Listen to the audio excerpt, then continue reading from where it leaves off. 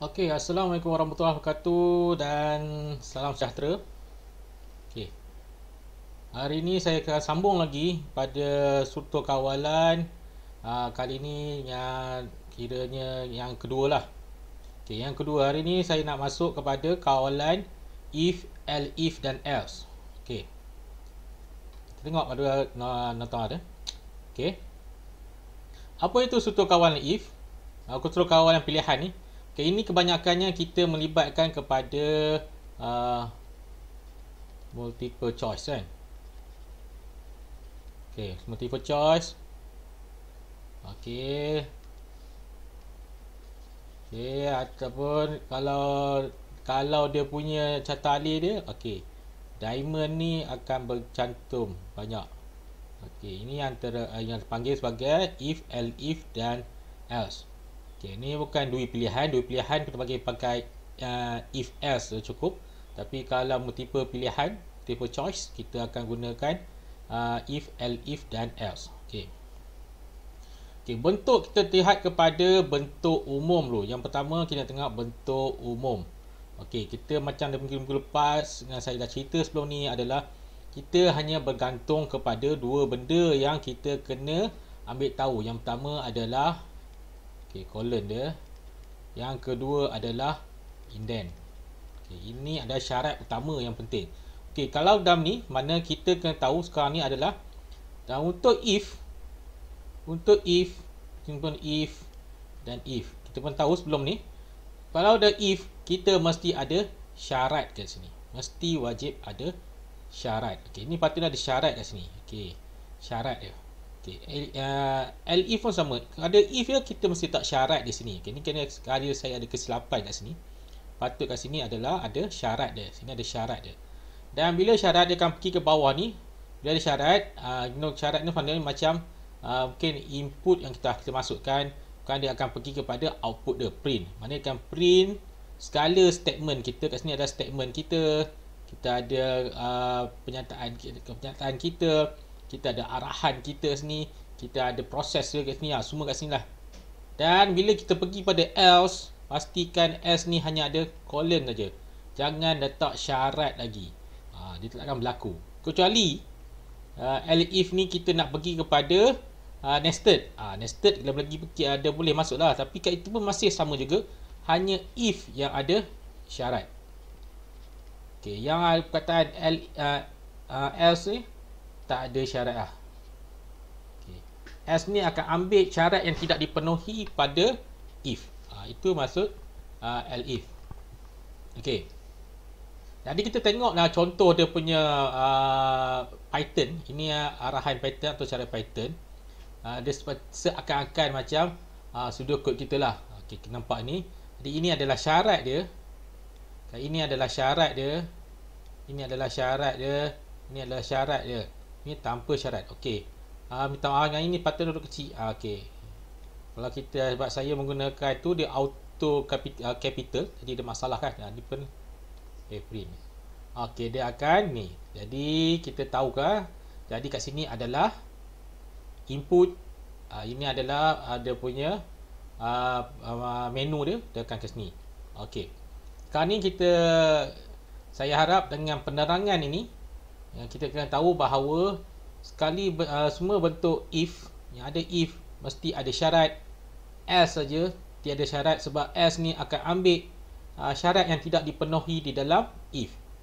Dengan kata lain, if ni kebanyakan kalau biasanya yang selalu dibuat oleh kita adalah if ini adalah ya. Ya dia akan keluar apakah penyataan dia. Kalau tidak dia akan pergi ke S akan terus bagi penyataan dia apa.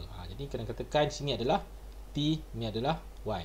Secara logiknya, saya untuk faham, untuk menghampiri, bukanlah benda yang betul patut faham, tapi menghampiri untuk faham, inilah kaedahnya. Jadi if ni adalah yes.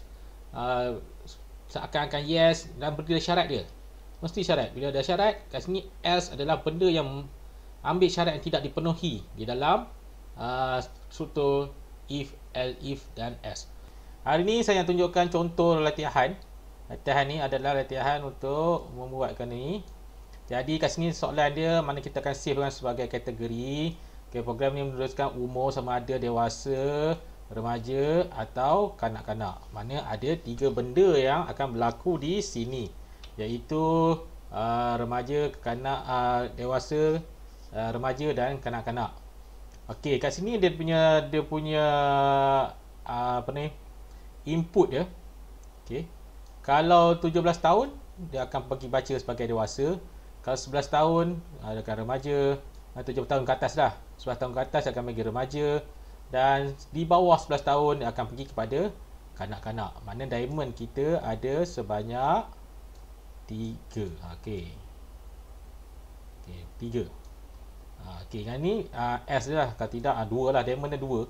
Ni kalau ya akan bagi ni, kalau ya kat sini, kalau tidak dan pergi terus dia pergi print. Okey, yang seterusnya. Okey, macam inilah kita punya syaratan alih. Okey, tali kita akan pergi macam ini. Okey, bawah tu lah dia sebagai tamat lah, tamat dia. Dia akan pergi macam ini. Ini kalau ya, ini kalau ya, dan ini kalau tidak. Ini tidak, ini tidak. Akan keluar macam inilah contoh carta alihnya. Jadi kalau sebab ni adalah online, mana saya akan buat menggunakan online, iaitu okey, saya selalu menggunakan ni RapIT ni, RapIT ni. Kita tengok apa yang berlaku. Okey, saya dah ada akaun, saya dah login.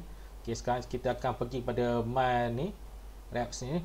Okey, sini saya punya folder yang saya buat. Okey, kita klik ya. Okey, okey. Sekarang ni kita akan buat yang baru. Okey, pergi sini pada buat yang baru. Okey, ambil latihan ni, language dia adalah Python.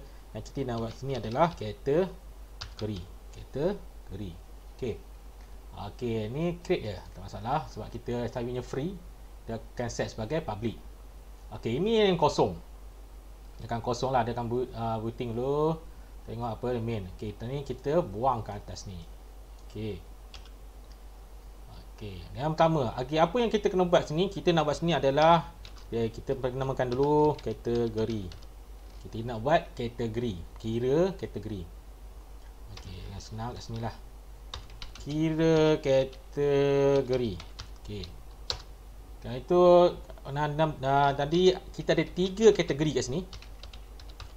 Okey, apakah dia punya syarat dia? Yang pertama adalah besar daripada 17 sama dengan dewasa. Besar daripada 11, kita akan panggil dia sebagai kanak-kanak. Dan remaja, remaja, dan satu lagi kurang daripada 11, kita panggil dia sebagai kanak-kanak. Okey, ini dulunya syarat dia lah. Okey, jadi apa yang kita buat? Yang pertama kita nak buat adalah, saya suka jerakkan sikit. Okey, input. Okey, apakah input? Input kita ada 3 input kat sini, betul? Kita nak input ni, tapi kat situ yang banyak melibatkan adalah kita nak input umur kat sini. Okey, tak apa, biarkan hitung, tak masalah. Okey, sekarang barulah kita tulis. Okey, umur, kita declarekan tu variable kita adalah umur. Umur sama dengan, adalah bentuk dia adalah, data type dia adalah jenis nombor, ada nilai, mana kita tak integer situ. Okey, input. Okey, apa kat situ? Okey, masukkan umur anda. Contohnya macam tu. Okey. Lepas ni pada kalau ni dia buat automatik ya, sama dengan tu, sama je. Okey, kemudian kita dah masuk umur. Sekarang ni barulah kita nak masuk proses dia. Okey, proses dia. Masuk proses kat sini adalah kita nak buat sini adalah kawalan dia. Kawalan if, elif dan else. Okey. Apa yang kita kena buat yang pertama kat sini adalah if. Okey. If umur, kita try satu, if umur besar ataupun sama dengan 17. Okey. colon mesti ada. Okey, titik situ, colon kat situ. Okey, apa kita nak cakap sini? Kita akan buat kita terus pada kategori. Okey, sama dengan ufukkan dia pada dewasa. Okey. Okey. Itu yang penting ni sebab dia akan pergi ke sini ni, dia ada satu dia. Lepas ni kita nak pergi pada elif, elif umur besar atau sama dengan 11. Letak lagi colon kat situ. Kategori dia apa? Kategori dia adalah dengan kita letak sini adalah remaja. Okey. Okey, kita pergi dan last sekali S titik terus. Okey. Kategori kalau tak penuh syarat di atas tu 11 buka di bawah 11 tak libatkan 11, 17 besar dia dua nombor ni, dia akan pergi pada kategori apa tu? Kanak-kanak. Okey. Habislah kita punya proses kawalan kat situ. Mana kita bolehlah pergi kepada output dia. Output ni kita nak cakap apa ni? Ini adalah kita nak print keluar paparan lah, keluar paparan. Okey, paparan. Keluar paparan, mana kita tahulah dia kanak-kanak ke, remaja ke, dewasa ke. Okey. Jadi apa kita buat itu, kita pergi pada huruf kecil, pastikan huruf kecil. Print. Nak print apa kat sini? Okey, buat kurungan kat situ. Okey. Kategori anda ialah titik dulu kat situ. Okey, tutupkan dia. Okey, ada dua cara.